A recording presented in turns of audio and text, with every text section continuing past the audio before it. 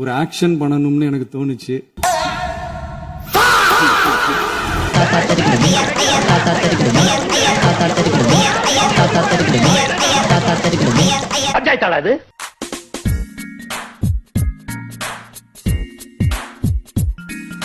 மாண்புமிகு முதலமைச்சர் அவர்கள் எதிர்த்து பேசினாதான் எதிர்கட்சின்னு ப்ரூவ் பண்ண முடியும்னு நினைச்சுக்கிட்டு பேசின எதிர்கட்சியை சேர்ந்து எதிர்கட்சி தலைவர்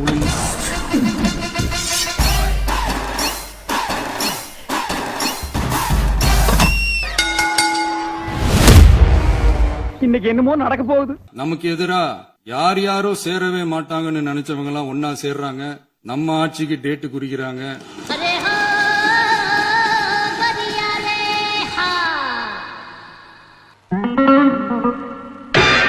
இவங்க சொல்றாங்க நமக்கு ஆட்சி செய்ய தெரியாதுன்னு. ஆமாங்க, எங்களுக்கு தெரியாதுதான். மக்கள் பணி செய்ய தெரிஞ்ச அளவுக்கு மக்கள் பணத்தை சுருட்ட தெரியாதுதான். டெண்டர்களை முறைப்படுத்த தெரிஞ்ச அளவுக்கு அதோட ரேட்டை உயர்த்தி ஊழல் செய்ய தெரியாதுதான். கோயில்கள்ல நடக்கிற நிர்வாக சீர்கேட்டை தடுக்க தெரியுமே தவிர கோயில் பணத்தை கொள்ளையடிக்க தெரியாதுதான். தங்கத்தை உருக்கி தாரை வார்க்க தெரியாதுதான். அரசு வருமானத்தை அரசு கஜானாவுக்கு மாத்த தெரிஞ்ச அளவுக்கு அந்த பணத்தை தனிப்பட்ட கஜானாவுக்கு மடை மாத்த தெரியாதுதான். நான் யோக்கியன்டா. யோக்கியனுக்கு இருட்டுல என்ன வேலை? நம்ம தமிழகத்தில் ஏற்கனவே நடந்த அதி அற்புதமான சூப்பரான நிர்வாக திறன் கொண்ட 50 வருஷ அரசியல் அனுபவம் கொண்ட 2.0, 3.0, 4.0 பல 0.0 மாடல் ஆட்சி நடத்த கனவு கண்டவங்களோட அட்டகாசமான ஆட்சிக்காரங்க பல்வேறு விதமான நிதி நெருக்கடியை நம்ம மக்களுக்கும் நமக்கும் பரிசா கொடுத்துட்டு போய் இருந்தாலும் ரெண்டு லைன்ல பாட்டை நிறுத்துவான்னு பார்த்தா ஃபுல் பாட்டை பாடுறான்டா அவன். இப்படி அவதூறு பழி போடுறவங்களை பார்த்து ஒன்னே ஒண்ணுதான் கேட்கணும்னு தோணுது. கடந்த 9-10 மாசமா நம்ம ஸ்டேட்ல சட்டம் ஒழுங்கு டிஜிபியே இல்ல.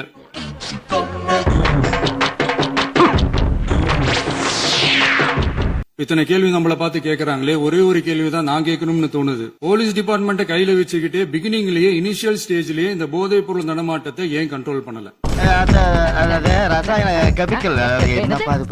இந்த ஊரடிச்சு உலையில போட்டு ஊழல் மேல ஊழலா செஞ்சுக்கிட்டு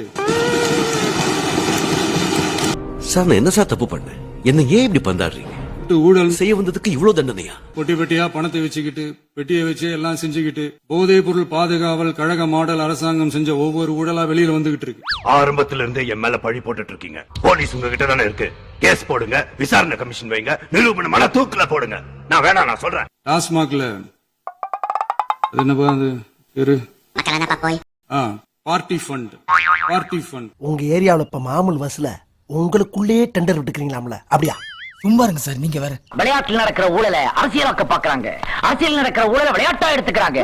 பார்ட்டி ஃபண்ட் அப்படின்ற பேர்ல அடிச்ச கொள்ளையெல்லாம் ஒண்ணு போராடுவோம் ஓய மாட்டோம். அவங்கள பேச அனுமதி.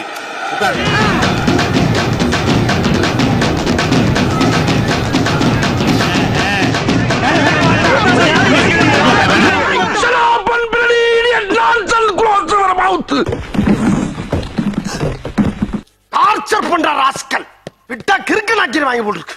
அண்ணனை பார்த்து பயமே இல்லாம இருக்க. உள்ளுக்குள்ள ரத்த கிளறின்னு ஒரு பேர் இருக்கு தெரியுமா உனக்கு? இருங்க, உட்காருங்க. அப்புறம் நீங்க என்ன சின்ன பழத்தனமா இருக்கு ராஸ்கல்? ரொம்ப அதிக பிரச்சனை போய் இருக்கீங்க. உட்காருங்க. வேணா, எனக்கு கோபம் வராதுங்க போது வரணும். எதுக்கு ஆசைப்படுறீங்க? இதுக்கு மேலே அவங்க மேல நடவடிக்கை எடுக்கலன்னு வச்சுக்க, அப்புறம் ஊருக்குள்ள பயமும் போயிடும், மரியாதை இல்லாம போயிடும். அவர் பார்ட்டி ஃபண்ட் அப்படின்னு சொல்லியிருக்கிறாரு. அந்த பார்ட்டி ஃபண்ட் எந்த பார்ட்டின்னு கூட சொல்ல தைரியம் இருந்தா சொல்லுங்க, நாங்க அதெல்லாம் ஃபேஸ் பண்ண தயாரா இருக்கோம். நேற்று நான் பேசி முடிஞ்சோடனே நீங்க அவை முடிஞ்சிருச்சுன்னு சொல்லிட்டீங்க. நாங்கெல்லாம் வீட்டுக்கு போயிட்டோம். வீட்டுக்கு போய் டிவி போட்டு பார்த்தா அங்க இன்னொரு அமைச்சர் இன்னும் பதில் சொல்லிட்டே இருந்திருக்கிறாரு. நான் வீட்டுக்கே போயிட்டு இன்னும் தனியா பேசிட்டு இருக்கேன். நான் முதலமைச்சர் உரையை தொடரலாம். இப்பவும் சொல்றேன், மக்கள் பணத்துல இருந்து ஒரு பைசா கூட தொடமாட்டோம், தொடவும் விடமாட்டோம், தொட்டா விடமாட்டோம். இதுக்கு முன்னாடி தொட்டவங்களையும் விடமாட்டோம். நாக்கு தள்ளுற வரைக்கும் விட மாட்டான் போல் இருக்கே சாமி. காலையில காலேஜுக்கு போறோம், இல்ல காந்திபுரம் போலீஸ் ஸ்டேஷன் போறோம், காப்பி வேற ஆறி போச்சு. ஒவ்வொரு ஊழலா வெளியில வரும் போலே ஒவ்வொரு வேஷமா கலைஞ்சிரும் போல இங்க இருக்கிற நிறைய பேரு நடுங்கி போய் இதுல நம்ம மேல அவதூறு வேற. இடம் சரியில்லை, கிளம்பிட வேண்டியதான். இதுல இன்னொரு முக்கியமான விஷயம், அவங்க தயவால தான் நம்ம ஆட்சி நடக்குதாம். மக்கள் தயவால இந்த ஆட்சி நடந்துகிட்டு இருக்கு. நாங்க தான் அனுப்பி வச்சோம் அப்படின்றாங்களே. அனுப்பி வச்சவங்களுக்கு மினிஸ்ட்ரியில இடம் கொடுத்தா ஏன் கதறீங்க? கேக்குது. ஏன் இவ்வளவு கோவம்? ஏன் இவ்வளவு கதறல்? சாந்தமாக உரையாடுங்க. நமக்கு ஆதரவு கொடுத்தது சுயேட்சையா எடுத்த முடிவுன்னு சொல்றாங்க. இதுல எங்க இருந்து நாங்க தான் அனுப்பி வச்சோம்னா புரியலையே. மக்களுக்கு நல்லா புரியும். ஆஹா, இது சரிப்பட்டு வராது. ஐயை, வழக்கம் போல நம்ம ரூட்ல போனா தான் சரியா வரும்.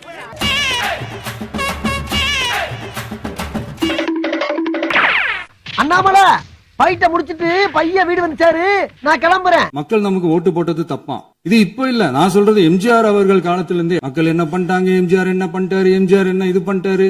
50 வருஷமா ஒரே டெக்னிக்கா. டெக்னாலஜி எல்லாம் மாறி வேற எங்கேயோ போயிட்டு இருக்கு. பஸ் கொஞ்சம் டெக்னிக்காச்சும் கொஞ்சம் மாத்தினா கொஞ்சம் நல்லா இருக்கும்.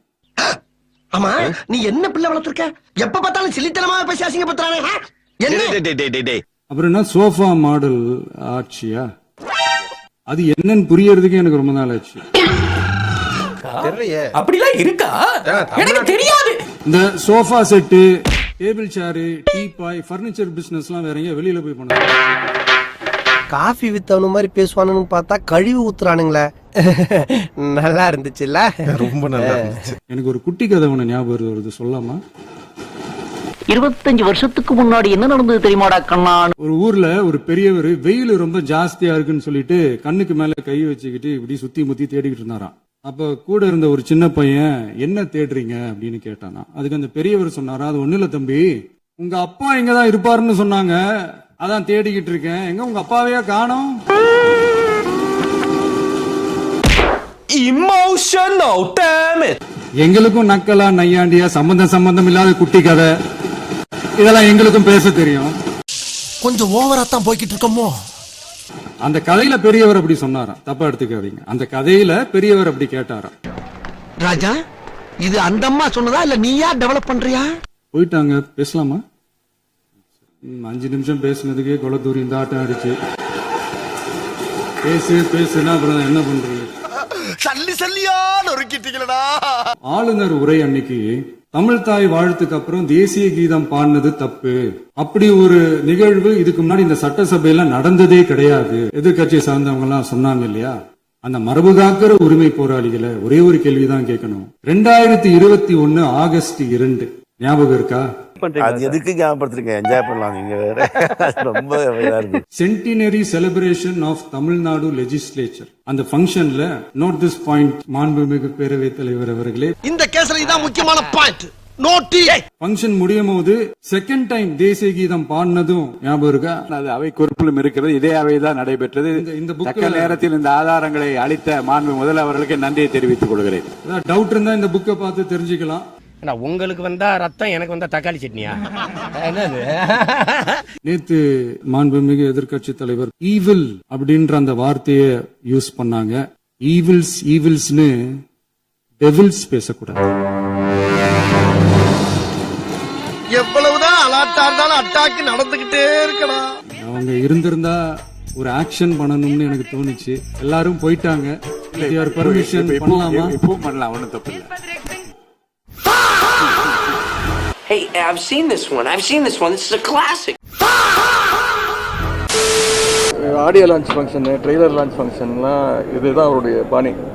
அதுதான் இங்கேயும் அவர் கடைப்பிடிக்கிறாரு.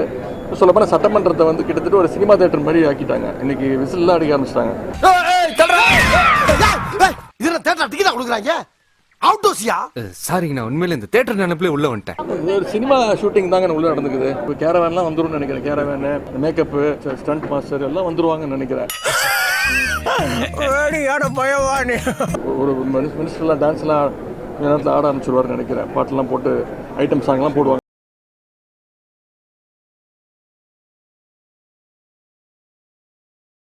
ஆத்தாடி நல்லா தாண்டா இருக்கும்.